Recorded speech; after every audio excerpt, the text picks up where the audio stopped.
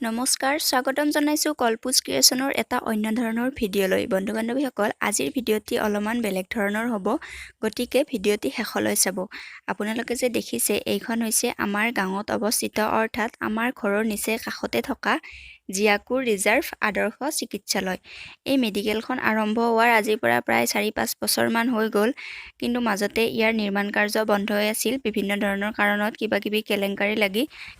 কিন্তু গাঁৱৰ ৰাইজ তথা বিভিন্ন দল সংগঠনৰ প্ৰচেষ্টাত এইখনৰ পুনৰ নিৰ্মাণ কাৰ্য চলিল আৰু কোনোমতে এইখন সম্পূৰ্ণ হৈ উঠিল।